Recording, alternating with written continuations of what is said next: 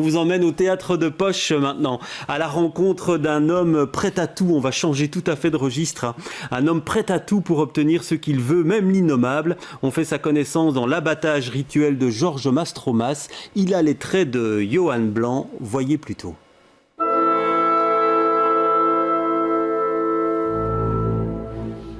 Georges Mastromas vit la stupidité de la personne qu'il avait été et des choses auxquelles il avait cru. À ce moment, il comprit absolument quelque chose de simple, et de beau, et d'élégant, et de très très vrai. Bonté ou lâcheté? Vous voyez, Georges comprit à ce moment que ces deux choses, Bonté ou lâcheté, sont en fait exactement la même chose. Georges fut remodelé dans ces quelques minuscules secondes d'éternité. Son règlement venait de naître, son mantra, sa nouvelle manière de vivre. Ces 3 règles d'or, 3 règles simples, les 3 règles d'or de la vie. Bonsoir Yasmina Douillet. Bonsoir. Alors c'est pas la candidate écolo aux élections que je reçois ce soir, mais la metteuse en scène de cette pièce. Quelle pièce terrible, hein Quel homme terrible et quelle écriture terrible aussi, celle de Denis Kelly. Qu'est-ce qui vous a plu dans ce type d'écriture brute de décoffrage, on va dire ça comme ça? Alors c'est une écriture que j'aime beaucoup. Denis Kelly, c'est un auteur que j'avais déjà monté et que j'aime beaucoup parce que c'est à la fois un théâtre puissant, violent, terriblement contemporain et en même temps c'est un théâtre qui fait beaucoup réfléchir et donc j'aime beaucoup ce mélange. C'est vraiment un théâtre intellectuel, mais sans en avoir l'air. Ouais, et en même temps, c'est un théâtre où c'est très écrit, le spectacle, c'est très vivant, il y a des échanges tout le temps, il faut une grande dextérité de comédien pour l'interpréter. Ah, il fallait des grosses pointures et on en a, des belles, là, c'est chouette, c'est une belle brochette.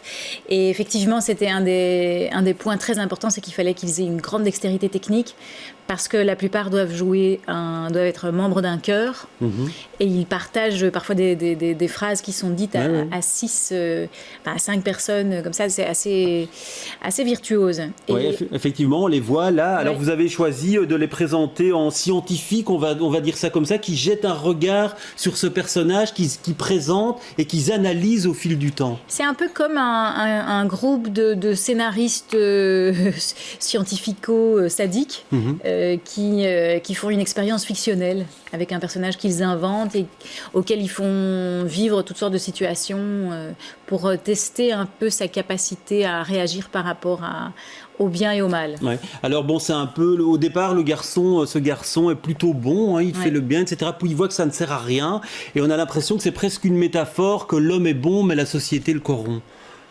Ah, on peut voir ça comme ça, c'est vrai. Après, c'est quelqu'un qui, dans les événements de sa vie, va finir par penser ça, que la bonté, c'est l'équivalent de la lâcheté. Ouais. Mais parce qu'il y a eu certains événements qui ont un peu mis à mal sa bonté. Mais c'est vrai qu'on peut dire ça, que la société peut corrompre. Oui, parce qu'il a l'impression qu'il peut tout avoir, tout acheter, mais une femme lui résiste, mais il décide quand même de tout mettre en œuvre pour l'obtenir, puisqu'il veut l'obtenir. On va la découvrir, cette femme, dans cet extrait. Elle arriva avec de hautes recommandations, très intelligente, très motivée. Georges l'aima tout de suite, l'a voulu instantanément, sans savoir pourquoi. Il l'a poursuivie, usa de son charme, mais rien ne marcha. Il ne pouvait pas l'approcher. Il lui mentit, lui donna des invitations à des dîners dans des endroits insolites, mais elle resta de marbre. Elle l'aimait bien, il le sentait, mais... Rien ne marcha. Et Georges l'a voulu de plus en plus. Georges était accro à Louisa, mais méchamment.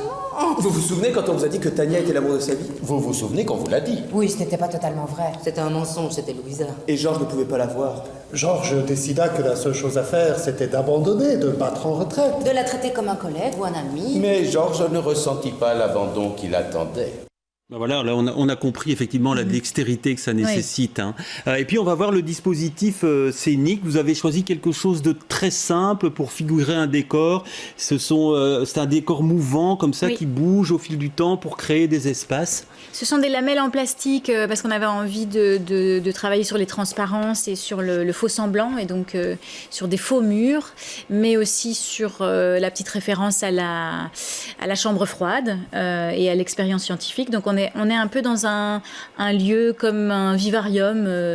Oui, un lieu d'expérimentation. Voilà. Est-ce que vous avez l'impression que l'intention de l'auteur, c'est une métaphore sur les ravages du néolibéralisme ? Non, parce que c'est plus large que ça. C'est pas que le néolibéralisme, c'est la pensée libérale au sens très large, donc au sens philosophique même. Mais c'est aussi la question du choix de l'individu, parce que vous disiez, est-ce que c'est la société qui corrompt l'individu ? Mais je pense aussi qu'il pose la question du choix. L'individu a toujours le choix de ses actes. Ouais. Et en tout cas, l'intrigue va vraiment mener à ça. Il y a moyen de dire non. Oui, et à un moment donné, la question, il est manipulateur, il devient à un moment donné victime de sa manipulation. À la fin, effectivement, à la fin de la pièce, il est totalement victime de cette manipulation. Oui, c'est ça, il s'est piégé lui-même, il s'est emmuré dans son propre système de pensée et dans son mensonge, puisque ça parle beaucoup du mensonge, qui est une des grosses thématiques aussi de Dennis Kelly. Il travaille beaucoup sur la vérité, le mensonge et tout ça. Et Georges Mastromas, c'est un peu un Jean-Claude Roman de théâtre, quoi. Donc, qui s'invente une vie, et ça c'est très très d'actualité, comment on peut avoir la tentation de se réinventer en s'inventant un profil Facebook, en s'inventant une biographie, quoi. Ouais. Alors je voudrais qu'on dise un mot sur Johan Blanc, c'est l'acteur de La Trêve qui au départ est présent dans la pièce, mais sans rien dire pendant quand même assez longtemps, pendant tout un temps où on le présente. Comment est-ce qu'on prépare ça avec le comédien qui est là sans être là, mais qui doit être là par certaines de ses mimiques à certains moments? Alors ce qui est à mon avis assez jouissif pour lui, c'est qu'on le nourrit, on le charge comme ça pendant, je crois que c'est 25 minutes, à peu près, où vraiment on charge son personnage, on nourrit sa biographie, et donc c'est assez jouissif parce que quand il va commencer à se mettre en mouvement, il existe quoi qu'il fasse. Après, Johan a une présence incroyable, quoi qu'il arrive. Et donc, de toute façon, il se retourne et tout de suite, il se passe quelque chose sur le plateau. Mais c'était très amusant dans le travail de le retrouver là, en tant que metteuse en scène cette fois-ci, et plus comme partenaire de jeu. Effectivement. Mais c'est un tout grand acteur. Ouais, effectivement, on le constate dans la pièce. C'est donc une pièce que l'on vous conseille. C'est à l'affiche du théâtre de Poche jusqu'au 6 avril, si je vois bien. Exactement.